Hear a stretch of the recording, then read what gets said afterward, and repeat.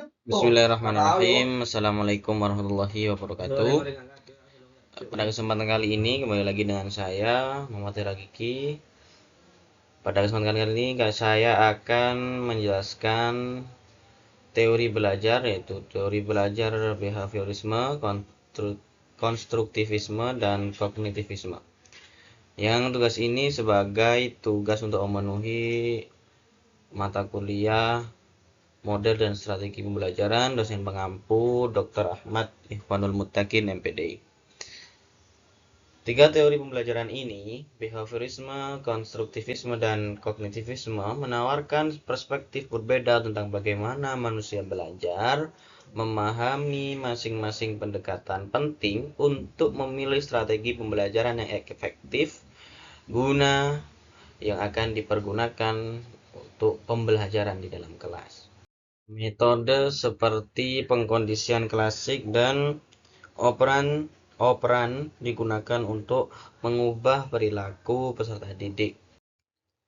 Konsep utama dari teori belajar behaviorisme adalah pengkondisian klasik, pengkondisian operan, dan pembentukan. Pengkondisian klasik yaitu hubungan antara stimulus netral dan stimulus yang bersyarat untuk menghasilkan respon bersyarat. Kemudian pengkondisian operan, pengkondisian atau penggunaan penguatan positif atau negatif untuk mengubah perilaku peserta didik. Pembentukan, membentuk perilaku kompleks melalui serangkaian penguatan yang bertahap di kegiatan pembelajaran. Pengertian, sekarang kita ke materi yang kedua, pengertian teori belajar konstruktivisme. 1. Peran aktif. Pembelajaran secara aktif membangun pemahaman mereka sendiri, yaitu jadi teori konstruktivisme yaitu pembelajaran secara aktif yang membangun pemahaman mereka sendiri. Yang kedua, pengalaman pribadi. Pengalaman dan pengetahuan sebelumnya mempengaruhi konstruksi pemahaman peserta didik. Dan yang ketiga, interaksi dengan orang lain membantu dalam proses membangun pemahaman. Jadi interaksi sosial yang ada di dalam teori konstruktivisme membangun pemahaman. Konsep utama teori belajar konstruktivisme. Pembelajaran bermakna. Jadi konsep utama adalah pembelajaran bermakna, scaffolding, dan zona pengembangan proksimal. Pembelajaran bermakna. Pembelajaran bermakna yang menghubungkan informasi baru dengan pengetahuan yang ada. Jadi pembelajaran bermakna itu pembelajaran yang menghubungkan informasi baru dengan pengetahuan yang ada. Scaffolding itu dukungan yang diberikan oleh guru untuk membantu siswa mencapai pemahaman. Yang ketiga yaitu zona perkembangan proksimal. Rentang kemampuan yaitu rentang yang dapat dicapai oleh siswa dengan bantuan guru. Pengertian teori belajar kognitivisme. Ketiga yaitu pengertian teori belajar kognitivisme. 1. Proses mental. Fokus pada proses mental seperti persepsi, ingatan, dan pemecahan masalah. Yang kedua yaitu struktur kognitif. Pembentukan apa itu struktur kognitif? Yaitu pembentukan skema dan representasi mental untuk memahami dunia.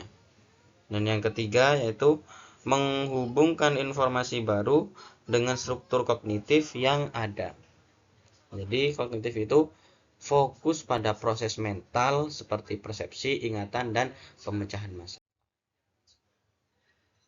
Konsep utama teori belajar kognitivisme. Konsep penjelasan. Jadi konsepnya adalah penjelasan.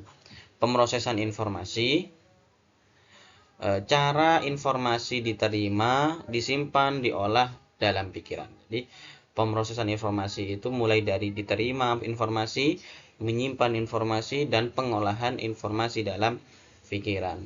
Meta meta metakognisi, kesadaran dan kontrol atas proses berpikir sendiri. Jadi metakognisi, kesadaran dan kontrol atas proses berpikir sendiri.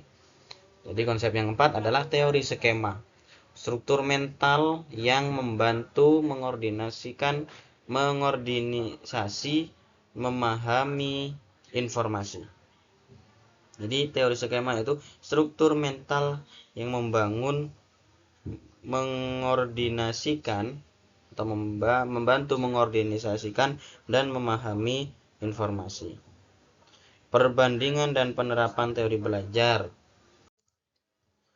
Yang terakhir adalah perbandingan dan penerapan teori belajar. Behaviorisme, yaitu metode behaviorisme cocok untuk pembelajaran yang berfokus pada keterampilan dasar. Sedangkan konstruktivisme berguna untuk mendorong pembelajaran aktif, kolaboratif, dan pemecahan masalah. Sedangkan kognitivisme, yang terakhir, kognitivisme membantu dalam mengembangkan strategi pembelajaran dan berpikir kritis. Jadi seperti itu.